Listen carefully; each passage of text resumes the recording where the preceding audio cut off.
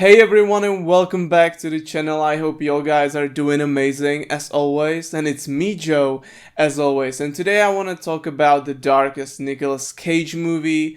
And in my opinion, this movie is easily the best thriller slash horror movie of late 90s slash early 2000s.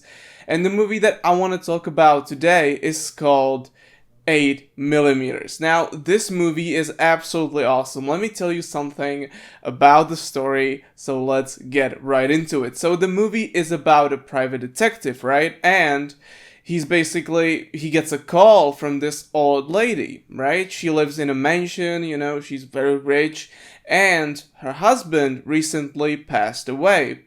And he left behind, a film reel, right? A film. But it's a weird film, so she calls Nicolas Cage. He goes there and she's like, a young girl appears to be murdered on this, on this tape, on this film reel. Like, please investigate it. Like, I want to know if this girl actually died or she's still alive. Like, I want to know, So he gives it a watch, and it's disturbing. There's a young girl in the film, and she gets killed basically. And he's like, that's a really good scene, by the way, when he's actually watching the tape. He's sort of like covering his eyes, but he has to look at it. So that's a pretty great scene in the movie. Like right from the get-go, that's a pretty decent scene right there. And then he gets into actually investigating if this thing is real or not.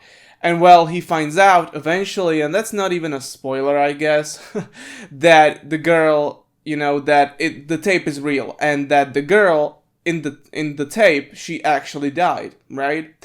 And so his investigation, it leads him to LA, where he meets young Joaquin Phoenix. And Joaquin Phoenix in this movie, obviously many people know him now because of Joker, right? But he's amazing in this movie. He was in many like thriller slash horror movies, in this era, movies like The Signs, and just movies like what was the other movie? I can't remember, but he was in Signs, the movie with aliens and the farm and stuff. But Joaquin Phoenix is really amazing in this movie. He has this crazy outfit, this crazy tank top with like tattoo sleeves. It's weird. The outfit is weird, and he plays like a guy that works in like a porn shop where people can just buy porn magazines and sex toys and whatnot. And he's just he doesn't like it at all, because he's actually really smart. And basically Nicolas Cage wants to work with him because he knows like the stuff about like the industry, about the porn industry. And he shows him the tape, and he's like, yeah, that's that's probably real, right? So they do some research in LA, right? They watch a lot of tapes. Most of them are obviously fake, right? They're not real at all. And so then they actually find out that, the guy, basically the logo, is, in the tape, that it's actually from a guy that actually works in New York. So they go to New York, where this guy basically works. He basically does all of his work there. And so they basically interview. I keep saying basically. I am so sorry for that. I am just so bad at this. I'm so bad at talking. But they do an interview with him, and they actually want to make, a movie. So that's where I would get into some heavy spoilers, and then, the eventual ending of the movie. And I really don't want to, get into that, because I think it's really worth seeing this movie. If you haven't, this movie is great. Like, the atmosphere is absolutely amazing. By the way, this movie was directed by Joel Schumacher, which this guy made some really, really good Batman movies, like Batman and Robin, where, the Riddler was portrayed by Jim Carrey. So Great stuff. But no, this movie is seriously good, and the atmosphere is just so dark, and the soundtrack is just so mesmerizing.